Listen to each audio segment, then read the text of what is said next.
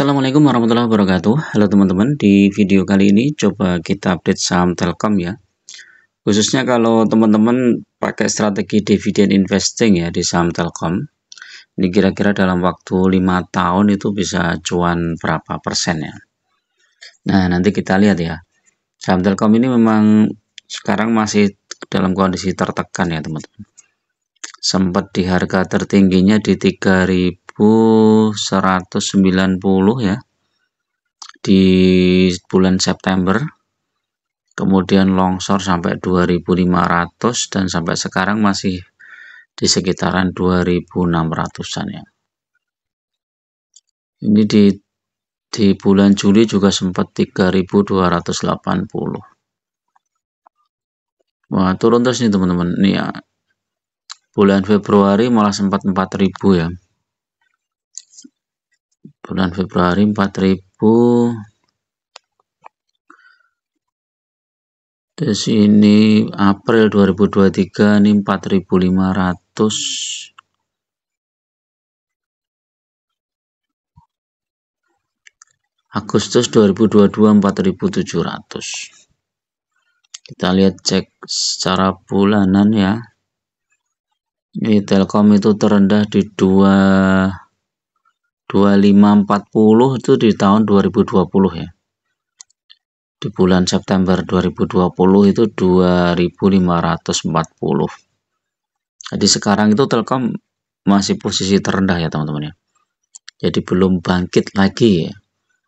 Nah, kalau teman-teman hold saham Telkom dari 2020 ya ini relatif hampir sama ya, berarti cuma dapat dividennya aja. Tapi kalau teman-teman masuknya di 2022 ini saat tinggi-tingginya 4.850 nih ya, sudah minus berapa ini? 4.850 dikurangi 2640 ya, udah minus 2.200 atau 45% ya. Wih, banyak juga ya. Jadi 2022 berarti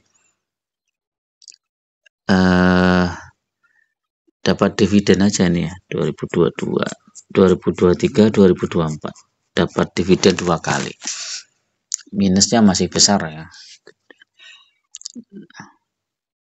Nah, saham Telkom ini potensinya bagaimana nih, kita lihat ya. Telkom ini sebenarnya udah mulai bangkit nih ya Telkom teman-teman ya. Cuman dia gagal terus tembus 2.700 ya. Akhirnya balik arah.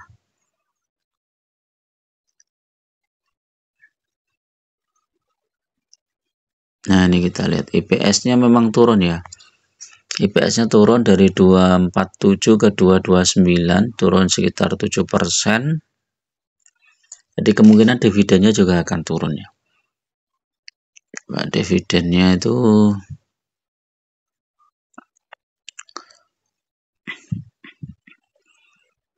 Telkom itu dividennya ternyata di bulan Mei atau Juni, Juli ya. Tapi kebanyakan Juli nih ya, nggak kita lihat. Juli. Ya, kebanyakan Juli ya. Tahun kemarin tuh di bulan Mei, 30 Mei. Dividennya 178. Nah, kalau kita anggap dividennya sama aja ya, 178 dibagi 2660 ya. 6,6% ya.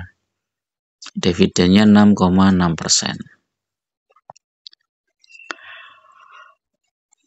Nah, kita lihat nih Telkom dari 2020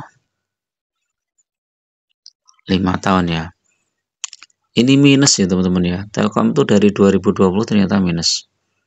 Karena 2020 Februari itu di 3490 ya. Jadi Telkom minus 30,5%. Kemudian praktis cuma dapat dividen ya dari 2020 Februari, berarti dividen 2020 masih dapat nih. Minusnya 1160. Minusnya 1160 ditambah Nah, ini dividennya coba kita hitung ya.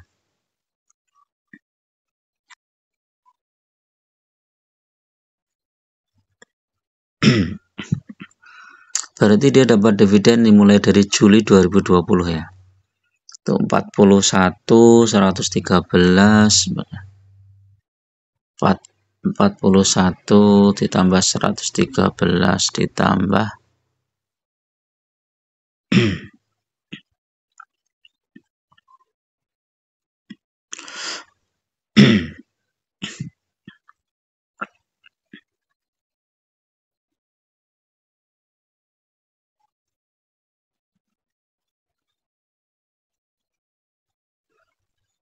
42 ya.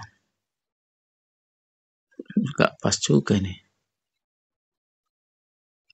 Ditambah 42 ditambah 126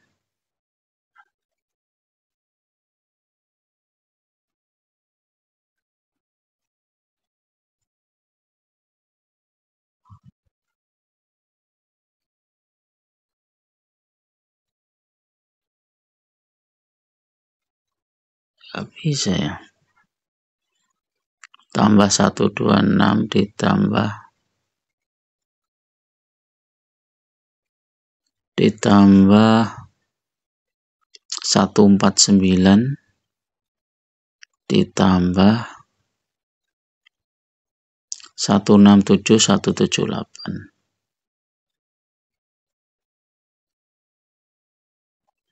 Masih minus teman-teman ya. Jadi kalau hold Telkom ini ya 5 tahun itu masih minus 344. Nah, ini kalau kita bagi harga sahamnya saat tahun kemarin ya.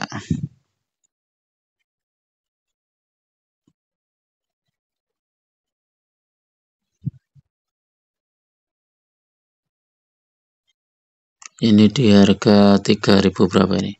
3.490 ya. Minus 344 ya. Dibagi 3.490 ya, masih minus 9,8%. Nah, ini ya teman-teman.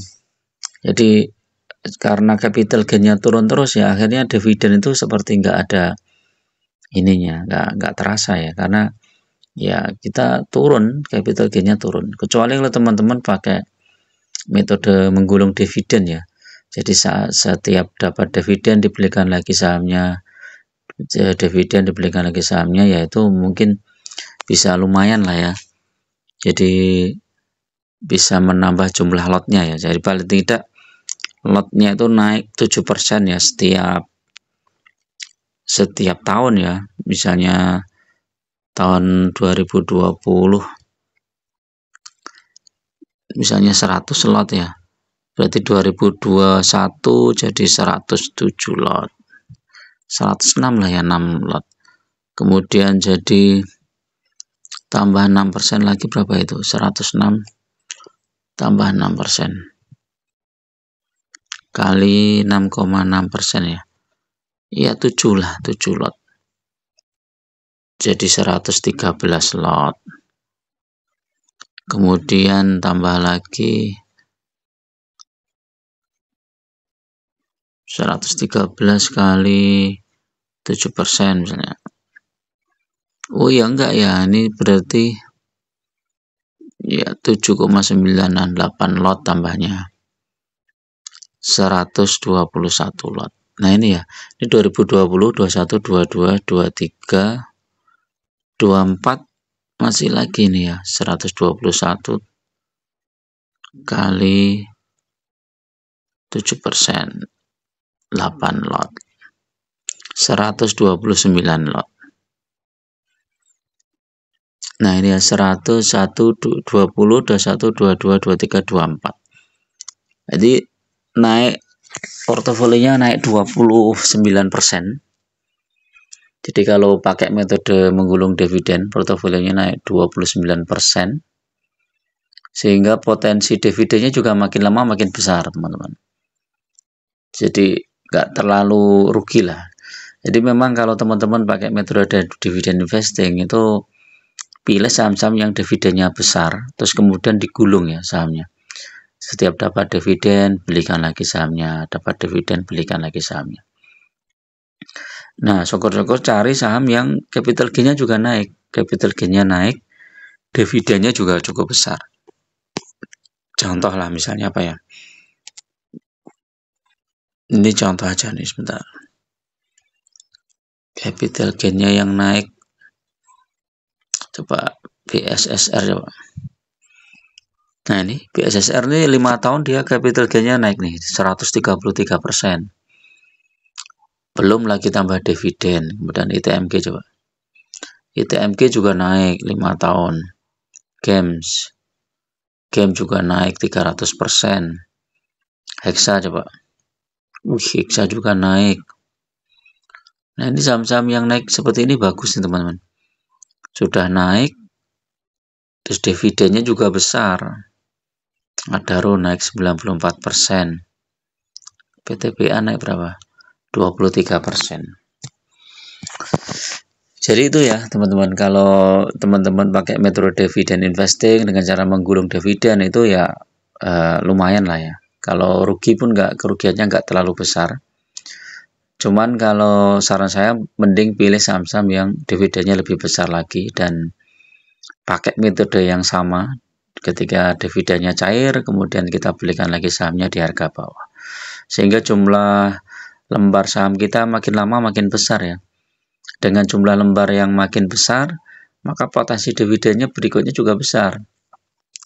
Taruhlah misalnya kayak PTBA ini ya. Kalau teman-teman dapat dividennya, pertama dapat dividen dari 100 lot misalnya. Dividennya 397. Kan cuma dapat 3 juta. Coba kalau gini jadi 120 lot. Kan jadi 4 juta. Jadi makin lama makin besar. Apalagi kalau jadi 200 lot. Wih, tambah besar lagi. Jadi ini yang kita manfaatkan teman-teman. Jadi jangan terfokus pada harga saham yang naik turun, kemudian cut loss, take profit gitu.